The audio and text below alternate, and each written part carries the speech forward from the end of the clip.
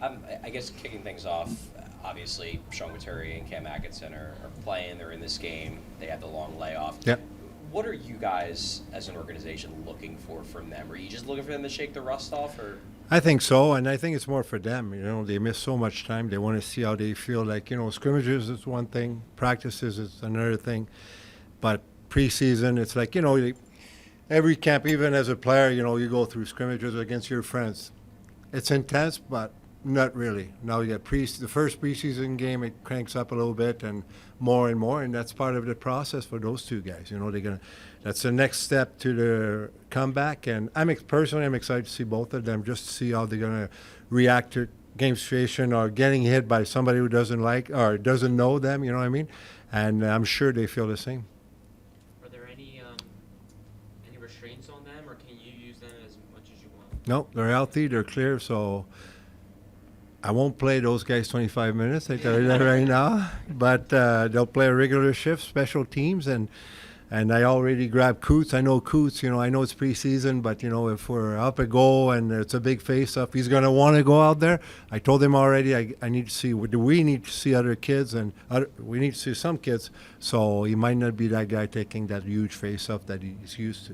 He looks like a coach out there with the face-offs now. Well, yes, and that's Coots. Like, I coached him, and he was like that. He learned from G. G was like that. G was great for that. People don't see that, but G would grab those young centermen. Coots was one of them.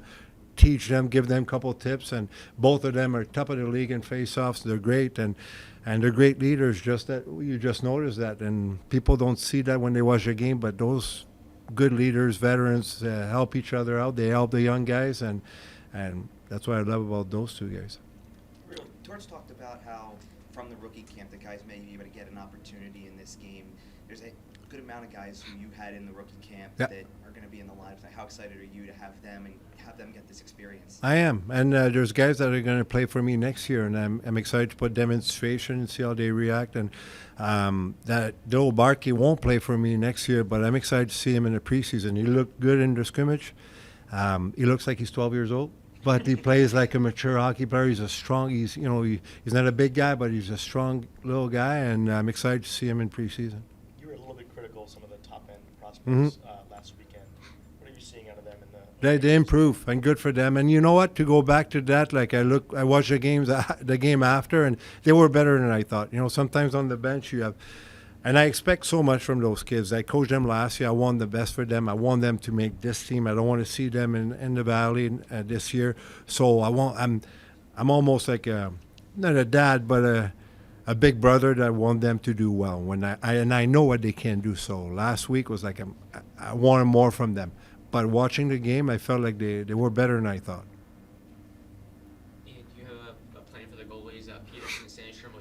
Peterson will play two, and Felix is going to play the third.